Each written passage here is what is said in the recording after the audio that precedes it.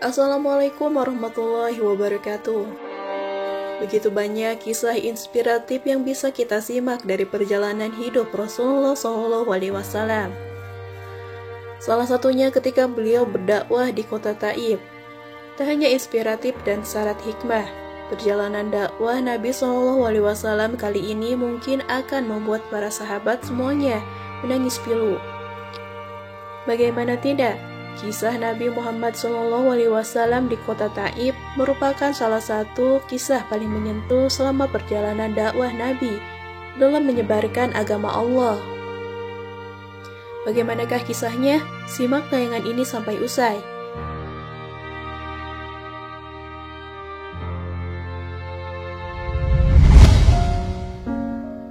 Saat itu adalah tahun duka cita dan tahun terberat bagi Nabi Muhammad SAW.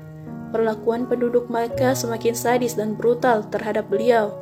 Mereka merasa resah karena berulang kali gagal menghentikan dakwah beliau.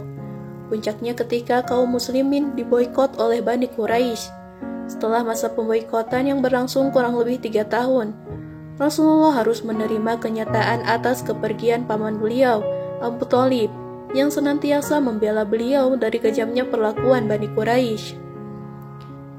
Dengan wafatnya Abu Thalib, Bani Quraisy semakin leluasa menyiksa Rasulullah karena tak ada lagi pemuka Quraisy yang melindungi beliau.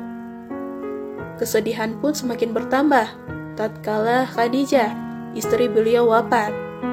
Khadijah merupakan wanita pertama yang mengimani dakwah beliau dan mendampingi beliau selama 1/4 abad.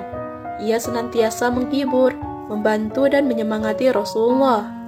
Khadijah pun rela memberikan harta, jiwa, dan raganya untuk menyokong dakwah Rasulullah.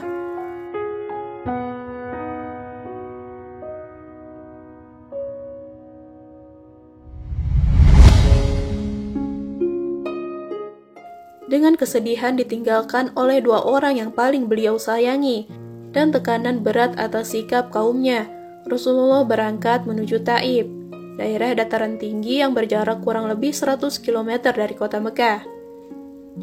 Berharap penduduk Taif mau menerima dakwah beliau dengan senang hati, karena beliau masih memiliki hubungan kekerabatan dari pihak ibunya di sana. Kala itu Rasulullah ditemani mantan budaknya, yang juga anak angkat beliau, Zaid bin Harisah. Dengan penuh harap, Nabi SAW pun berjalan menuju Taif. Sesampainya di Taif, beliau mengetuk setiap pintu para pemuka masyarakat. Tak ada yang terlewat. Semua beliau datangi dan diajak bicara serta menyeru mereka kepada Allah dan Islam. Beliau tinggal di Taif selama 10 hari. Namun amat disayangkan, tak ada satupun masyarakat Taif yang menerima ajakan Rasulullah. Mereka malah mencaci dan mengusir beliau dari kota tersebut. Sampai akhirnya ketika Rasulullah SAW hendak kembali ke Mekah, para pemuka Taif menghasut penduduknya dan menyuruh anak-anak kecil untuk melempari beliau dengan batu. Tak terelakkan, Zaid bin Harisah berusaha menjadi tameng bagi Rasulullah, namun tak mampu menghadang serbuan batu yang menghujani Rasulullah. Zaid pun terluka di bagian kepala, sementara Rasulullah terluka di bagian kakinya, hingga terompah beliau berlumuran dengan darah. Orang-orang terus mengejar dan melempari beliau, hingga memaksa Rasulullah berlindung di balik tembok kebun milik Utbah dan Saibah, hingga para penduduk itu pergi meninggalkan Nabi SAW dan Zaid. Dalam keadaan lelah dan terluka, beliau menghampiri sebuah pohon untuk berteduh.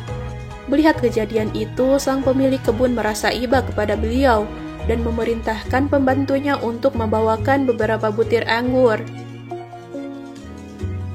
Pembantu bernama Adas itu pun membantu membersihkan luka-luka Rasulullah. Kaki beliau sampai menempel erat dengan terompahnya akibat banyaknya darah yang mulai mengering. Nabi kemudian bersandar pada sebuah pohon. Dalam kesedihannya, beliau memanjatkan doa. Ya Allah, hanya kepadamu kuadukan kelemahanku, sedikitnya upayaku serta hinanya diriku di hadapan manusia. Wahai Zat yang Maha Pengasih di antara para pengasih, Engkau adalah Rabb orang-orang yang lemah, dan Engkau adalah Rabbku. Kepada siapakah lagi akan engkau serahkan diriku? Kepada orang-orang asing yang bermuka masam kepadaku? Ataukah kepada musuh yang akan menguasai urusanku? Jika engkau tidak murka kepadaku, aku tidak peduli.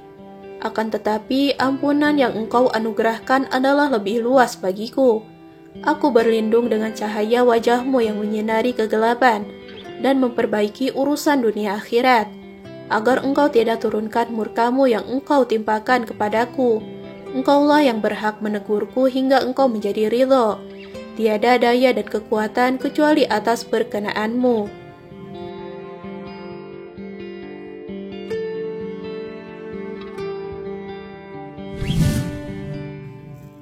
Mendengar doa Rasulullah tersebut, Adas merasa keheranan dengan kalimat-kalimat beliau yang tak biasa diucapkan oleh seseorang.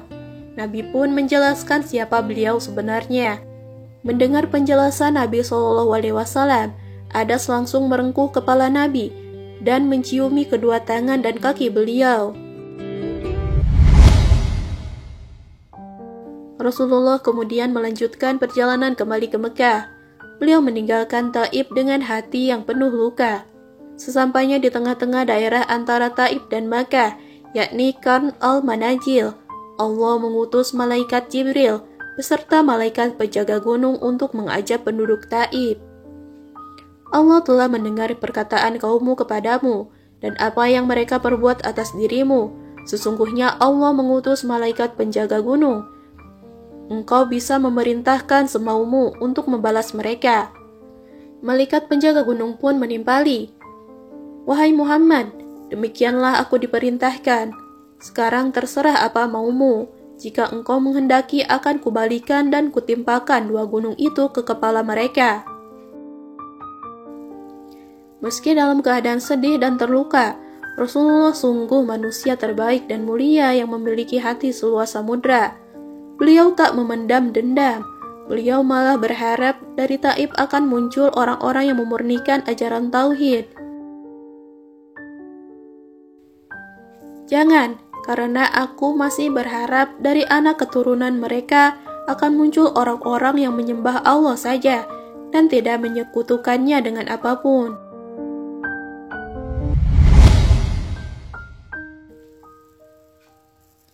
Masya Allah, sungguh akhlak Rasulullah merupakan cerminan pribadi terbaik bagi umat manusia.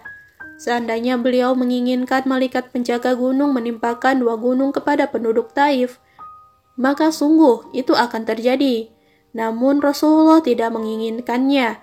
Beliau malah berharap di masa yang akan datang akan lahir generasi yang akan memurnikan ajaran tauhid. Semoga kisah perjalanan Rasulullah SAW di Taif yang syarat akan makna dan hikmah bisa menjadi pelajaran bagi kita umatnya. Sekian tayangan hari ini, semoga bermanfaat. Wassalamualaikum warahmatullahi wabarakatuh.